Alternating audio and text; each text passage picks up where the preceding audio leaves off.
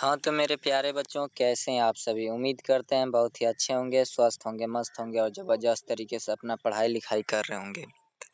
मैं आनंद सर अपने प्यारे से प्लेटफ़ॉर्म आदर्श ऑनलाइन क्लासेस में आप सभी का हूँ। आज आप सभी के लिए भूगोल का चैप्टर नंबर 1 यानी कि जो भारत और संसाधन है, भारत में संसाधन और उपयोग के बारे में हम लोग जानेंगे। सबसे पहले हम लोग ये जो बच्चे अगले साल तैयारी करना चाहते हैं बेहतरीन तैयारी, अगले साल भी बेहतरीन तरीके से तैयारी करना चाहते हैं तो इस चैनल को अवश्य सब्सक्राइब कर लें। आप लोग का वीडियो का नोटिफिकेशन सबसे पहले मिलेगा। तो आइए तब हम लोग अपने क्लास को कंटिन्यू करते हैं। सबसे पहले हम लोग यह जानेंगे कि संसाधन होता क्या है। सबसे पहले हम लोग ये जानेंगे कि संसाधन होता क्या है। संसाधन होता क्या है, यह भी जानना हम लोग क्या है बहुत ज़रूरी है। संसाधन होता क्या है ये जानना क्या है ज़रूरी है। क्यों ज़रूरी है कि भाई हम लोग का टॉपिक ही क्या कर रहा है कि संसाधन कहते किसको हैं। तो इसका सटीक आप लोग को परिभाषा दीजिएगा। ऐसे भी तो बहुत सारे परिभाषा हैं इसके, लेकिन सटीक इसका परिभाषा क्या है कि मानव जीवन में उपयोग में आने वाली सभी वस्तुएं क्या कहलाती है, संसाधन कहलाती है। क्या कहलाती है, संसाधन। यानी कि जो व्यक्ति जो मानव अपने पूरे जीवन काल में जो भी चीज़ों की आवश्यकता होती है वो अपना उपयोग करता है तो उसे हम लोग क्या कहेंगे, संसाधन कहेंगे। संसाधन के रूप में क्या क्या हो सकता है, जल हो सकता है, पेड़ पौधा हो सकता है और भी सारी वस्तुएं हो सकती हैं। ठीक है, तो यहाँ तक आप सभी को समझ में आ गया होगा। तो यहाँ तक कोई दिक्कत है तो आप पूछ सकते हैं कि संसाधन हो कहते किसको हैं, ये तो आपको मालूम चल गया। लेकिन अब फिर यहाँ पे आप देखिए कि संसाधन भौतिक या जैविक दोनों हो सकते हैं। भौतिक का मतलब क्या होता है कि जैसे भूमि जिसको हम अपने आँखों से देख सकते हैं, और जैविक का मतलब क्या होता है, भौतिक का मतलब जिसका रंग रूप आकार में परिवर्तन करके भी हम लोग उसे उसी रूप में ला सकते हैं।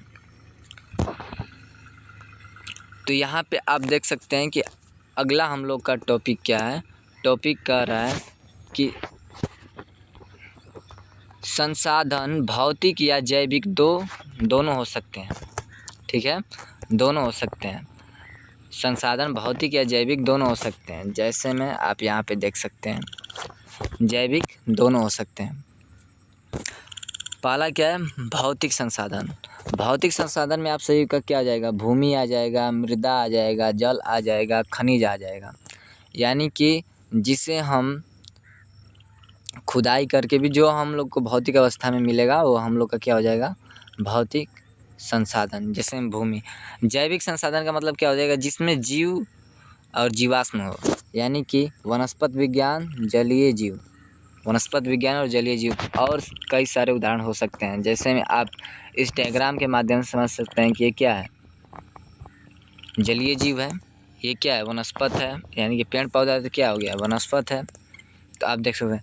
और यहाँ पे आप पहाड़ी इलाका में देखेंगे तो भूमि है, मृदा है, जल है, खनिज लवण भी मिल सकते हैं।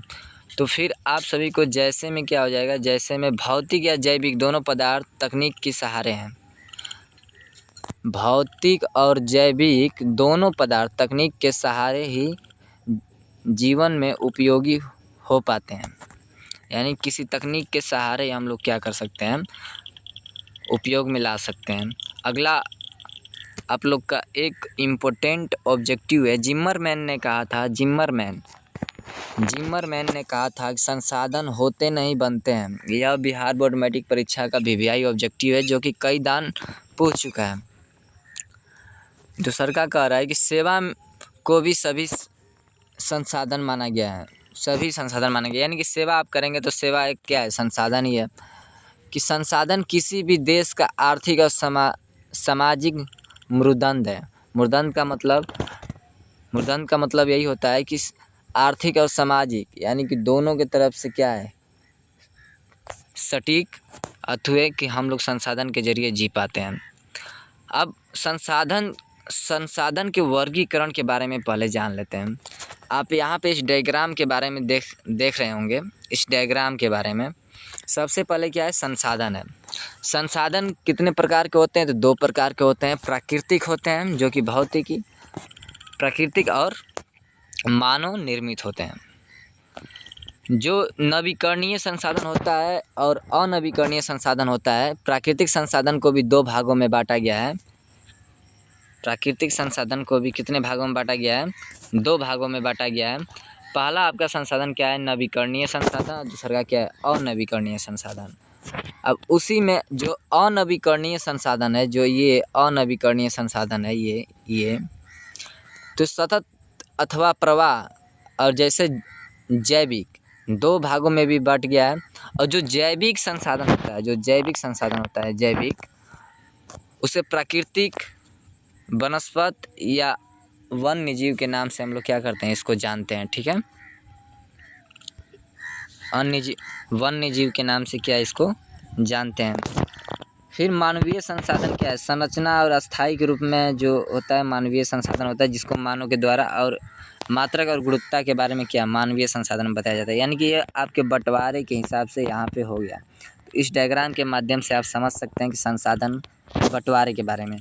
तो अब फिर हम लोग यहाँ पे पढ़ेंगे क्या, उत्पत्ति के आधार पे। उत्पत्ति मतलब जन्म, जीव, यानी कि जो जीव हम लोग के अंडर क्या होते हैं, जीवित होते हैं, उत्पत्ति लेते हैं। यानी क्या हम लोग भी पैदा हुए हैं, कोई और भी।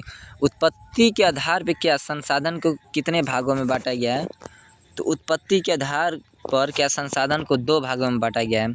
पहला क्या है, जैव संसाधन, दूसरा का क्या है, अजैव संसाधन। जैव संसाधन का मतलब क्या होता है और अजैव संसाधन का मतलब क्या होता है, समझिए।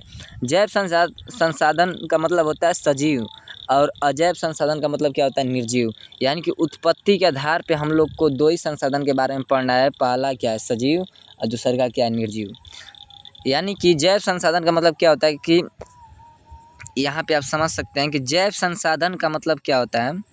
यहाँ पे आप समझ सकते हैं कि जैव संसाधन का मतलब क्या होता है।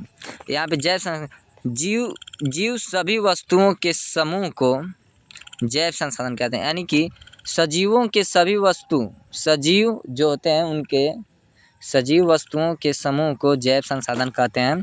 और अजैव संसाधन किसे कहते हैं कि निर्जीव वस्तुओं के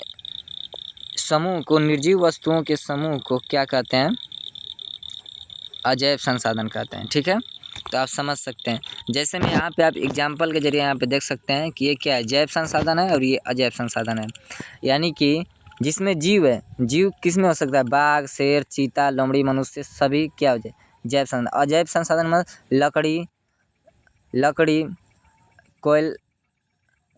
लकड़ी हो जाएगा, हवाई जहाज हो जाएगा, और इसमें गाड़ी घोड़ा पहाड़ ये सब क्या हो जाएगा, अजैव संसाधन में आ जाएगा। अब अगला हम लोग का टॉपिक है, इस टॉपिक क्या कर रहा है, उपभोक्ता के आधार पे संसाधन को कितने भागों में बांटा गया है, तो 2 भागों में बांटा गया है। पहला क्या है, नवीकरणीय संसाधन, और दूसरा का क्या है, अनवीकरणीय संसाधन। तो नवीकरणीय संसाधन क्या होता है कि वैसे संसाधन जिन्हें पुनः प्राप्त किया जा सकता है। यानी कि जिसे हम लोग पुनः मतलब प्राप्त कर सकते हैं, उसे हम लोग क्या कहेंगे, नवीकरणीय संसाधन कहा जाता है। जैसे में आप यहाँ पे समझ सकते हैं, जैसे में क्या, सौर ऊर्जा, पवन ऊर्जा, जल और वन जीव प्राणी, ये सब क्या हमारे क्या है, नवीकरणीय संसाधन, जो कि पुनः प्राप्ति, यानी कि हम लोग पुनः इसको प्राप्त कर सकते हैं तुरंत, मतलब पुनः इसको क्या करते हैं, प्राप्ति कर सकते हैं। जैसे में क्या, पवन ऊर्जा, तो आप इस पवन ऊर्जा और सौर ऊर्जा, सोलर प्लेट हो गया सौर ऊर्जा, और पवन ऊर्जा का मतलब अब ये जो पंखा टाइप का चल रहा है उससे जो घिरनी से लाइन बनता है क्या हो जाएगा, सौर ऊर्जा, पवन ऊर्जा हो जाएगा वो। अब नवीकरणीय संसाधन भी कितने प्रकार के होते हैं, तो 2 प्रकार के होते हैं। पहला क्या है, सतत या प्रवाह संसाधन, जैसे में जल, पवन, आप समझ में आया कि सतत या प्रवाह संसाधन। सतत का मतलब क्या होता है कि पीढ़ी दर पीढ़ी हम उससे क्या कर सकते हैं, प्राप्त कर सकते हैं। प्रवाह का मतलब भी होता है जैव संसाधन। जैव संसाधन जैसे में वन्य जीव प्रणाली, आपको अगले यहाँ पे आपको जैव संसाधन के बारे में बताए होंगे, ठीक है, तो वहाँ पे जाकर देख सकते हैं बढ़िया से। अनवीकरणीय संसाधन, पहला आप लोग का नवीकरणीय संसाधन भी कितने भागों में बांटा गया था, 2 भागों में, तो सतत और जैव संसाधन। तो अब अगला आप लोग का क्या हो गया, अनवीकरणीय संसाधन, वैसे संसाधन जिन्हें हम पुनः प्राप्त नहीं किया जा सकता है, अनवीकरणीय संसाधन कहलाता है। जिन्हें हम लोग क्या कर सकते हैं, पुनः प्राप्त नहीं कर सकते हैं, उसे अनवीकरणीय संसाधन कहेंगे। जैसे आप यहाँ पे देख सकते हैं कि आप यहाँ पे देख सकते हैं क्या कह रहा है कि उसे क्या कर सकते हैं कि पुनः प्राप्त नहीं कर सकते हैं। जैसे में आप लोग का हो जाएगा पेट्रोलियम, डीजल, गैस, ये सब क्या हो जाएंगे, कोयला, पेट्रोलियम, डीजल, गैस, ये सब क्या हो जाएंगे, आपके अनवीकरणीय संसाधन हो जाएंगे। जैसे आप यहाँ पे देख सकते हैं कि यह क्या है, पेट्रोल निकालने वाली मशीन है। पेट्रोल निकालने वाली मशीन है जो कि समुद्र के बीचों बीच लगाया जाता है, ठीक है। जो अनवीकरणीय संसाधन होते हैं, अनवीकरणीय संसाधन, ये भी कितने भागों में बटे होते हैं, तो 2 भागों में बटा होते हैं, पुनः चक्रीय और अचक्रीय। पुनः चक्रीय का मतलब ये धातु क्या हो जाएंगे कि एकदम धातु को जब हम बिगाड़ देते हैं तो उसे हम क्या कर सकते हैं कि दोबारा उसे धातु बना सकते हैं। लेकिन ये जो जीवाश्म ईंधन है, जीवाश्म ईंधन को एक दिन हम लोग समाप्त कर देंगे तो फिर जीवाश्म ईंधन दोबारा नहीं बन सकता है। एग्जाम्पल में आप देख सकते हैं। तो नवीकरणीय संसाधन, अनवीकरणीय संसाधन आप लोग को समझ में आ गया होगा, उम्मीद करते होंगे कि आप लोग को आ गया होगा। अगला आप लोग का है कि स्वामित्व के आधार पे। स्वामित्व का मतलब क्या होता है कि अपना अधिकार के आधार पर संसाधन को कितने भागों में बांटा गया है, तो 4 भागों में बांटा गया है, जो कि बिहार बोर्ड मैट्रिक परीक्षा के लिए एकदम 5 नंबर का कंस्ट्रक्ट है। यानी कि 5 से 6 दान आप लोग को बिहार बोर्ड मैट्रिक परीक्षा में पूछा हुआ क्वेश्चन है ये। आप देख सकते हैं पहला क्या है, व्यक्तिगत संसाधन, सामुदायिक संसाधन, राष्ट्रीय संसाधन, अंतर्राष्ट्रीय संसाधन। व्यक्तिगत संसाधन का मतलब क्या होता है कि आप लोग को डिटेल में समझ में आएगा कि व्यक्तिगत संसाधन किसे कहते हैं। सर, वैसे संसाधन जिस पर किसी भी व्यक्ति का अधिकार होता है, किसी आम व्यक्ति का अधिकार होता है, व्यक्तिगत संसाधन कहलाता है। जैसे में आपका घर, आपका ज़मीन, जैसे में आप देख सकते हैं कि भूखंड, घर और अन्य और भी वस्तुएं हो सकते हैं। व्यक्तिगत संसाधन आपको समझ में आया, एकदम इन लोगों के सटीक आप लोग को मिलेगा। अब अगला क्या है, सामुदायिक संसाधन। सामुदायिक संसाधन वैसे संसाधन जिस पर किसी खास समुदाय का अधिकार होता है, उसे सामुदायिक संसाधन कहते हैं। किसी खास समुदाय का अधिकार होता है, उसे क्या कहेंगे, सामुदायिक संसाधन कहा जाता है। जैसे में आप यहाँ पे देख सकते हैं, क्या देख सकते हैं, जैसे में आप यहाँ पे देख सकते हैं कि यहाँ पे कहना क्या चाह रहा है ये। जैसे में चरण भूमि, मंदिर, मस्जिद, तालाब, सामुदायिक भवन, गुरुद्वारा, गिरजाघर। आप यहाँ पे मंदिर में भी देखेंगे तो खास समुदाय के व्यक्ति जा रहे होंगे। जो हिंदू है तो हिंदू के मंदिर में जा रहा होगा, जो मुस्लिम है तो मुस्लिम के मंदिर में जा रहे होंगे। तो आप यहाँ पे देख सकते हैं कि खास समुदाय, पंचायत भवन में भी क्या हो जाएगा, एक समुदाय के लोग ही जाएंगे। कोई काम रहेगा तो समुदाय का मतलब क्या हो जाएगा, ये आप लोग को समझ में आ गया होगा। यानी किसी खास समुदाय के बारे में आप लोग जानेंगे, इस सामुदायिक संसाधन के बारे में। यानी कि व्यक्तिगत संसाधन और सामुदायिक संसाधन आप लोग को समझ में आ गया होगा। व्यक्तिगत का मतलब होता है खुद हम अपने निजी वस्तु का मालिक हैं, और इसमें समुदाय यानी कि कोई समुदाय, खास समुदाय के लोग ही क्या कहेंगे, इसका मालिक रहेंगे। और राष्ट्रीय संसाधन का मतलब क्या होता है ये समझ लेते हैं। वैसा संसाधन जिस पर किसी राष्ट्र का अधिकार होता है, राष्ट्रीय संसाधन कहलाता है। जिस पर किसी राष्ट्र का अधिकार होता है राष्ट्रीय संसाधन कहलाता है। किसी देश के अंतर्गत उपलब्ध सभी संसाधन को राष्ट्रीय संसाधन कहा जाता है। सही बात है। कि किसी देश के अंतर्गत उपलब्ध सभी वस्तुओं को क्या कहा जाता है, सभी संसाधन जो उपलब्ध होते हैं उसे क्या कहा जाता है, राष्ट्रीय संसाधन कहा जाता है। राष्ट्रीय संसाधन में जो भी आप लोग का हवाई जहाज़, कोई भी जहाज़ हो गया, कोई भी सरकारी काम हो गया, जो भी SBI, ये सब क्या है, किसका अधिकार है उस पर? SBI जो बैंक है उस पर सरकार का अधिकार है। कोई भी बड़े बड़े जो प्रोजेक्ट आते हैं वो सब किस पे अधिकार होता है, तो सरकार का ही अधिकार होता है। अंतर्राष्ट्रीय संसाधन के बारे में आप समझिए। अंतर्राष्ट्रीय संसाधन वैसे संसाधन जिन पर अंतर्राष्ट्रीय संस्था का नियंत्रण होता है उसे अंतर्राष्ट्रीय संसाधन कहते हैं।